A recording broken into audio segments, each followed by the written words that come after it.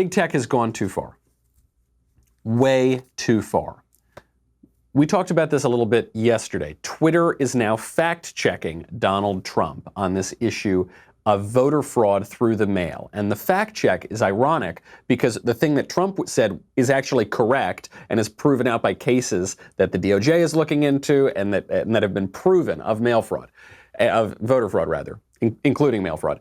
And it's ironic because the fact check is not correct. The fact check is this implication that what Trump said is not true and what Trump said actually is true.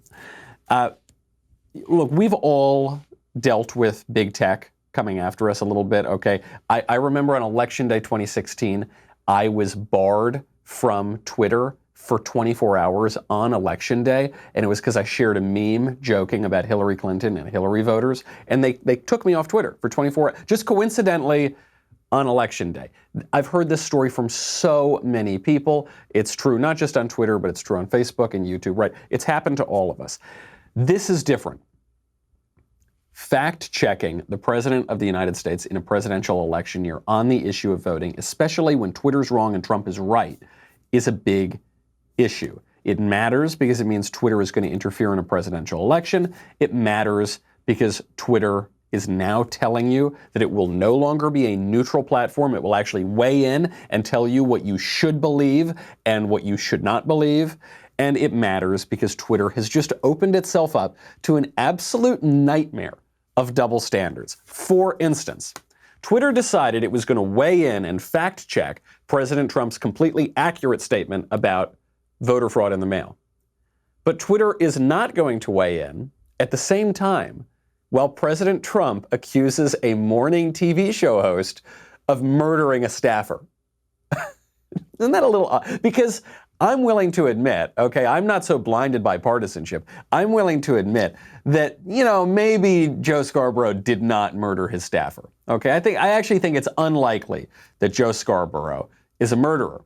But that's not the tweet that's fact-checked. It's the other tweets. Trump tweeted this out. This is about poor old Joe.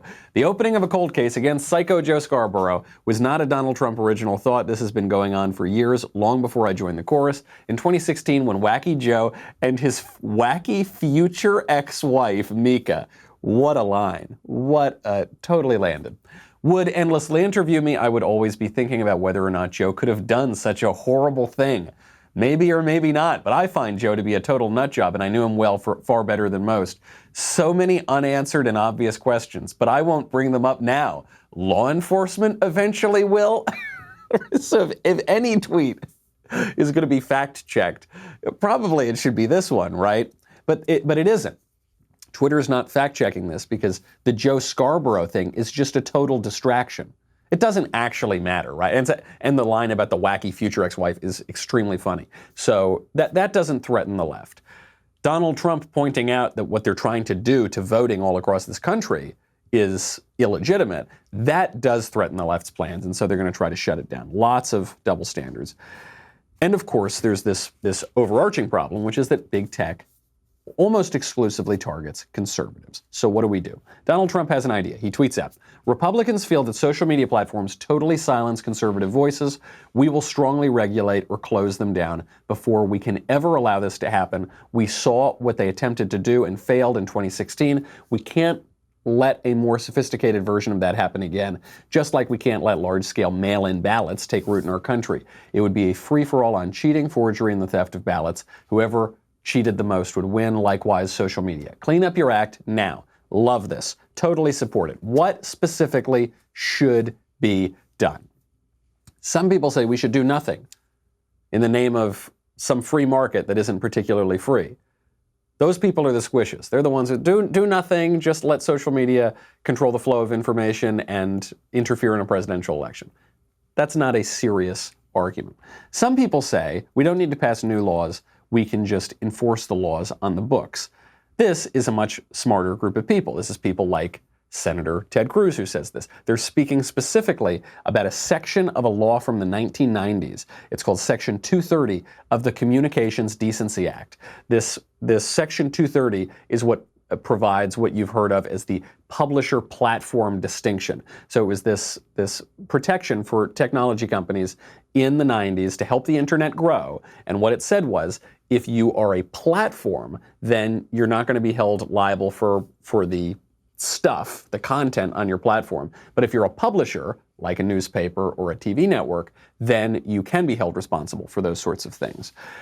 I think this is good. We should maybe go down this road, but I think the reality of it is all of those distinctions are academic. They're intellectual distinctions. Intellectual games going back and forth over what a phrase means that basically misses the point. That's not how laws are actually made and enforced in this country. Do you think that the framers of our Constitution, when they were writing the Constitution, they included a right to abortion in there, but secretly, like in invisible ink, that only a couple hundred years later did a bunch of robed lawyers on the Supreme Court figure out? Do you think that's what happened? No, that isn't what happened. Do you think that the founders and the framers secretly in invisible ink included a right to same-sex marriage, monogamous but not polygamous, in the Constitution? And then 250 years later, a bunch of lawyers on the Supreme Court finally read between the lines in the invisible ink? No, of course not.